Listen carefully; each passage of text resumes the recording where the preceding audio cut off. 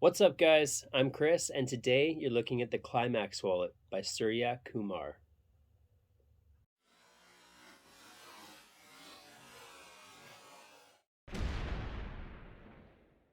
Welcome to the channel, and thanks for tuning in. Please consider subscribing. If you like this video, give it a thumbs up. Comment on any questions that you have about the product I'm reviewing or anything you'd like to see in the future. Let me know your thoughts. Also, don't forget to click that notification bell so you don't miss a video or a review. Don't forget to head over to Facebook and join the Chris Edwards Magic Secret Access group. In there, I will be posting direct links to unlisted videos that can't be found visibly on the channel or through a YouTube search or any search engine for that matter. It's borderline exposure in the sense that I don't want to present these publicly to lay people, but I think that if you are here, then you're likely a magician or a mentalist. There are some questions to answer to get into the group. Check that out because there will be a lot of unlisted videos that I think will be worth seeing. Also, if you haven't yet, check out my buddy Gareth Whitty's podcast called Magician on a Shoestring, which is available on all streaming services that I'm aware of. I use Spotify, so I don't have a lot of experience with others, but check it out. He's a good guy. He does some magic reviews, talks about his journey in magic, and then he also talks about a lot of magic news. So it's a good listen. He's always a happy guy, easy to listen to, entertaining, so make sure to check that out. The Climax Wallet is a genuine leather wallet that offers a peak, a card to wallet, an object to impossible location, a switch/himber function, an out to lunch principle, and a little bit more. The wallet comes in a hard shell box with the tutorial link, and then you get the wallet itself. I'll go a bit more into the tutorial shortly, but first I'm going to go over the quality. So the quality of the wallet is pretty good. It is leather. I wish it was a little bit thicker leather for a number of reasons. Now, one of those reasons being that the slots on the wallet themselves, if you notice here, you have a little bit of tearing on the side. That's not going to affect the function of the wallet. It's just that is one thing that I would have liked to have seen maybe a little bit better quality in.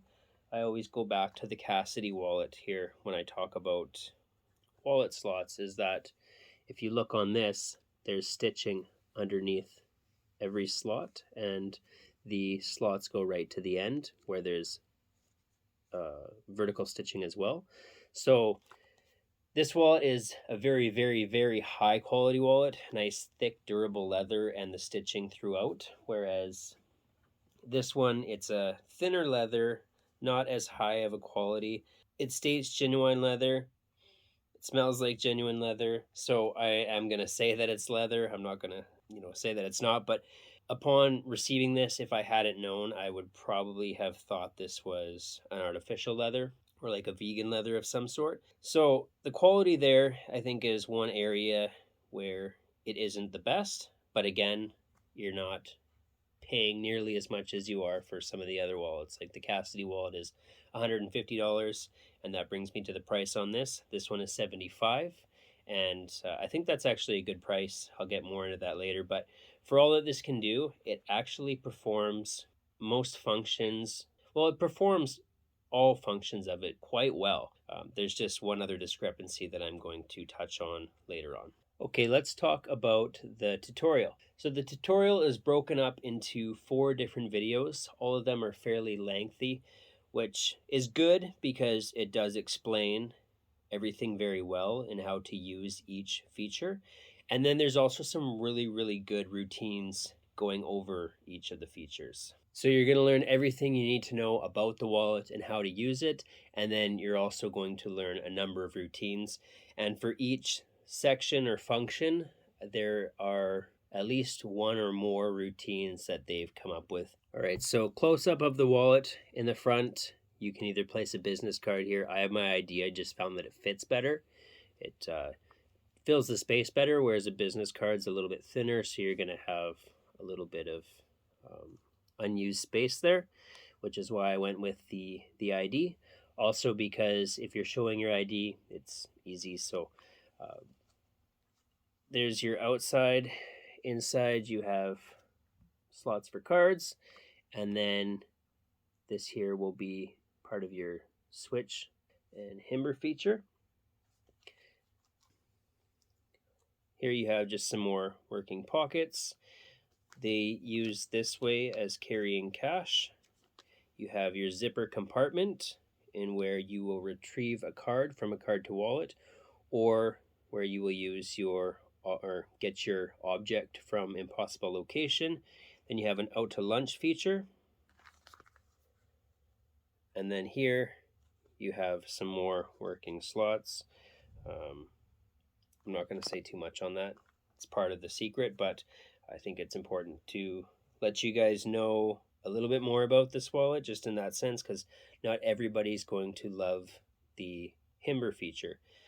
This wallet has been kind of described as a larger version of a stealth assassin, and while there are similarities, I think in the way that people are comparing this to the stealth assassin is just much more hidden, where this one, it's pretty obvious. I wouldn't let a participant handle this wallet whatsoever. They will find probably everything on it. So you also have a S.U.C feature here. So overall, I mean, it is a good wallet. Let's get into the features of it. So with the peak, there are kind of two peaks. There are two ways to obtain your peak. They're both external peaks. You have your S.U.C, and then you have your main peak. So when I say external, you're looking at the peak right now. You can either use one of the slots to get your billet in, or on the inside, there is a side pocket that you can use. You're going to have your S.U.C on the other side, and you're going to have your peak on this side. I've heard others who have compared this to the Shadow Wallet, saying the peak is similar to the Shadow Wallet.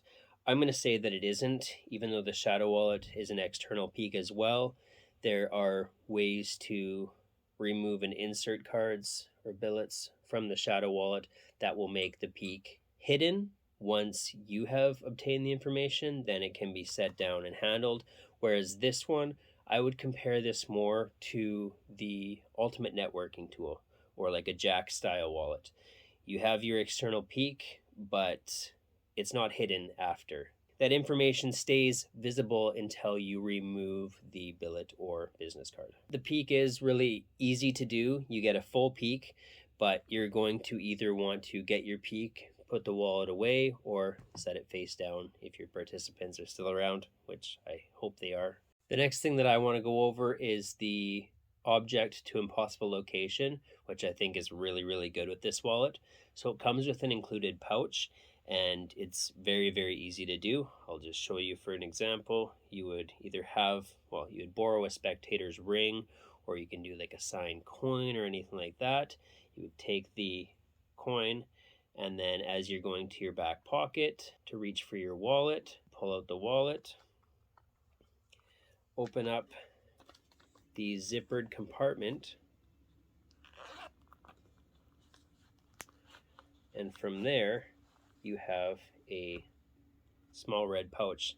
Now this is closed on all ends. The top looks like it has a like a rivet. You'd open that up and then let that come out. So the object to impossible location, I think, is very well executed with this wallet, and so is the card to wallet. The place that you're going to be inserting the object or the card, it's very easy to get both objects and cards in and out. You are likely going to want to use a slide with this if you're using it for card to wallet, but the card is going to do it down here, so I'm not completely exposing things, even though most people who know like a palm card to wallet know how this works. But the card goes in, you come out with your wallet. Again, open up the zippered compartment, which I've left open, but then you can retrieve the signed card, which isn't signed in this case.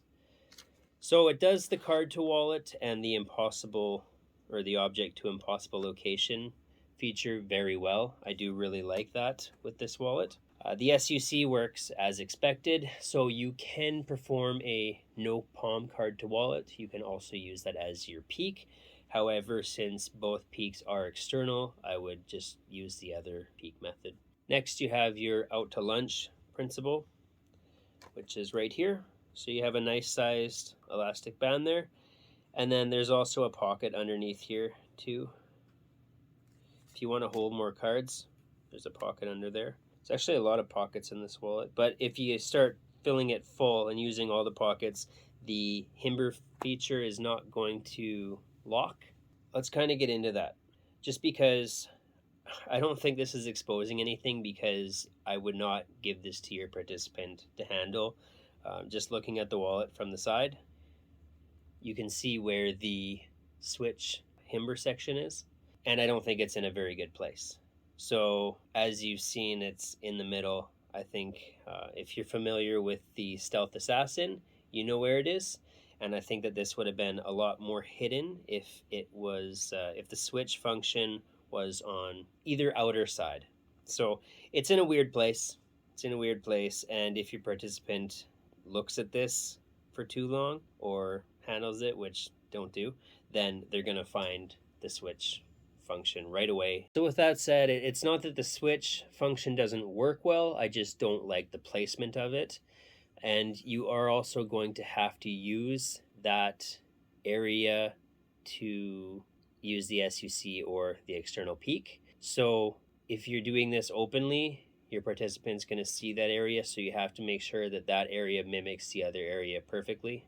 In the tutorial, they go over a routine that uses the switch feature, which I think is really good. You borrow a bill from the participant. The bill would go in here first, and then you get them to select 3 cards, which you place in either this area or one of the slots.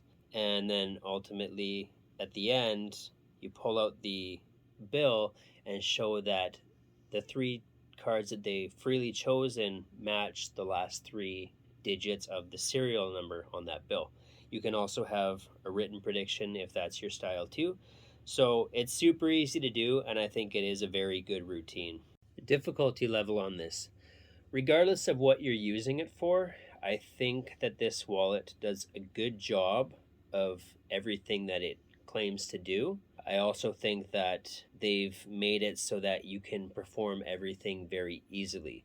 So unlike some other wallets that have all these different functions, sometimes they do something good and then something else lacks. But I think everything that it states it does here, it does well, and it's also very easy to do. So you're not struggling with anything, which is a nice thing to see. Angles. So depending what you are using this for, the angles are going to be different, right? If you're using this for the peak, you just want to make sure nobody is behind you. They will get the same peak that you're getting. That's a given with this one. The card to wallet, your basic angle restrictions there. You just have to watch that nobody sees the card as you are inserting it, and likewise with any object. But with the object, I mean, if you're familiar with just a basic like put vanish or anything like that, then it's very, very easy to watch your angles there. But if you're going to a back pocket and that's where you're loading it, you just want to make sure that nobody sees you do the load. But I think with a ring or a coin, this is still going to go unnoticed. Maybe not something bigger like a card. And then the switch feature, you're going to know where to open this, right? So there's not really any angles to worry about there. I'd say the angles, if we were going to worry about angles there, I just wouldn't let them look at the side of the wallet for too long, like the side profile, which you can get away with by just not even allowing them to see the side of it. Not that you're really having to look like you're hiding it, or you can still be very casual and open with that, but yeah, that's just, if they do look at that for too long, something might look strange, because if you are kind of going to different areas in the wallet, then it makes it that much more obvious where that kind of secret area is. Arts and crafts, is it ready to use? Yes, this is ready to use out of the box As with all my wallets, I don't tend to use them out of the box. I like to break them in first. So with this one, I spent a couple days carrying it around in my back pocket to loosen everything up. And then I overfilled it to make it all, I guess, even more loose and usable, just so I don't struggle getting things in and out. I would rather not have the wallet look pristine, but be able to use it as it's intended for with ease. And then, I just been carrying it around in my back pocket, probably for about a week before I actually started using it. I've performed with it a couple times, both a number of things. I've done the switch routine. I've used the peak and then the object to impossible location, and it's fooled everyone. Like especially that the ring to pouch, that was got a great reaction. So yeah, it's good. It's ready to go. There are no arts and crafts. The setup, I mean, you're obviously going to want to set up your switch compartment, and then you're out to lunch. If you're doing that, you're going to want to make this look like a wallet. So that setup there is pretty standard with most wallets, especially wallets that do more than one thing. Can it be inspected? Can it be examined? No. No, I wouldn't say that this wallet could be examined at all by your participant. This is hands off for them. Pocket space. So this is a bit of a bigger wallet. I don't really know what to compare it to.